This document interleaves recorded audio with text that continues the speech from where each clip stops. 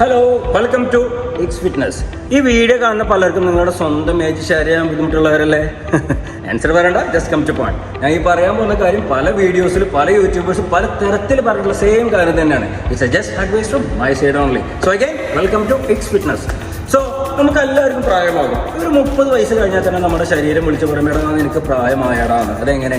ശരീരത്തിൽ ചുളിവുകൾ കാട്ടിയും അതുപോലെ ഷുഗർ, കൊളസ്ട്രോൾ എന്നുള്ള അസുഖങ്ങൾ കാട്ടിയെല്ലായിരിക്കും നമ്മുടെ ശരീരം വിളിച്ച് പറയാം. സോ നമ്മുടെ വീട്ടിലെല്ലാവർക്കും പ്രായമായവരില്ലേ?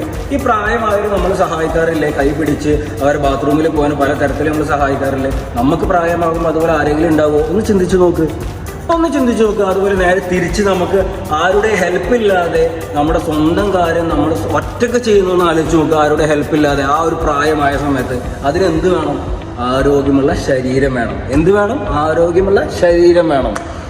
സോ അപ്പോൾ നമ്മൾക്ക് പ്രായമായി കഴിഞ്ഞാൽ നമ്മുടെ ശരീരത്തിൽ എല്ലാ അവയവങ്ങൾക്കും പ്രായമാകും. പക്ഷേ ഒരൊറ്റ അവയവം നമുക്ക് തിരിച്ച് യൗവനത്തിലേക്ക് കൊണ്ടുവരാൻ പറ്റും. ആ അവയവം എന്താണ്? മസിൽസ്.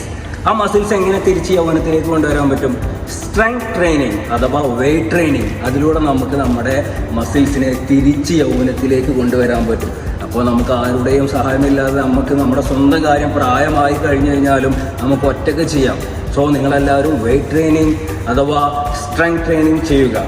ഈ വീഡിയോ ഇഷ്ടപ്പെട്ടെങ്കിൽ നിങ്ങളുടെ ഫ്രണ്ട്സിനെ അയച്ചു കൊടുക്കും. സബ്സ്ക്രൈബ് ചെയ്യാത്തവർ സബ്സ്ക്രൈബ് ചെയ്യൂ. ബെൽ ബട്ടൺ ടിങ് ടിങ് അമർത്താതെ ടിങ് ടിങ് അമർത്തും. Thank you.